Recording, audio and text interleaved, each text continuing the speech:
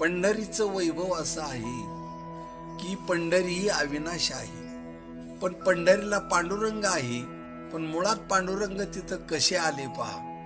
ज्यावेळेस राधाकृष्ण भजन चालायचं त्यावेळेस आणि वाईट वाटलं रुक्मिणीला की मी एवढी आणि यांची अर्धांगिनी असून सुद्धा हे लोक राधाकृष्ण भजन करतात आणि विठ्ठल रुक्मिणी कुणी म्हणत नाही, म्हणून रुक्मिणी रुसून पंढरपूरच्या ठिकाणी एक दिंडीरवन होतं आणि त्या दिंडीरवनामध्ये जाऊन रुसून बसल्या आईसाहेबांनी. नंतर भगवान श्रीकृष्ण शोधत शोधत गेले आणि तिथं त्यांना त्यांची विनंती केली की चला असं नका करू, हे होईल ते होईल सर्व ज्याप्रमाणे.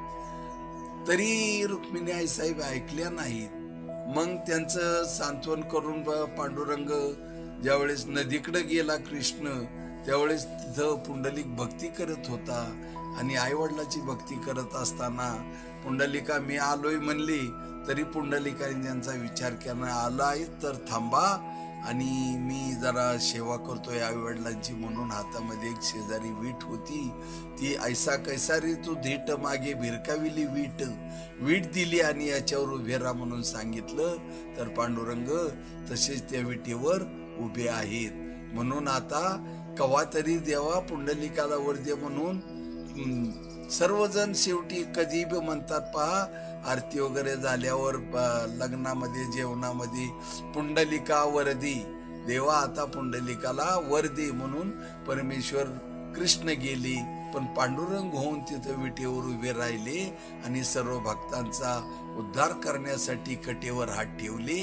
आणि कटेवर हात ठेवण्याचं कारण एकच आहे, भिवू नका, या माया नदीतनं पार जाताल, फक्त माझं भजन करा, कमरे एवढंच पाणी आहे, तुम्ही अजिबात चिंता करू नका, असं सर्व भक्तांना संदेश दिलेला आहे.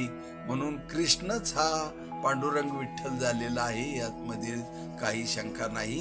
आणि नंतर आई साहेबांचं म्हणणं आणि खरं झालं की आता भजन लोक विठ्ठल रुक्माई करायला लागलेले आहेत, म्हणून समाधान वाटलं आई साहेबांना. तरी सुद्धा ऐकल्या नाही, ते बाजूलाच उभ्या राहिल्या, देवाजवळ नाही, देवात आणि त्यांच्यामध्ये अंतर आहे. कारण पंढरपूरचं वैभव हे त्या स्थितीमध्ये आता आहे की देवाने सांगितल्याप्रमाणे लाखो वारकरी तिथं जाऊन भजन करतात, लाईन लावून दर्शन घेतात आणि मुक्त होतात. पंढरपूर सारखे क्षेत्र, गीतेसारखे शास्त्र, रामकृष्ण सारखा मंत्र अन्यथा नाही, असं निश्चितपणाने सांगून थांबतो. रामकृष्ण.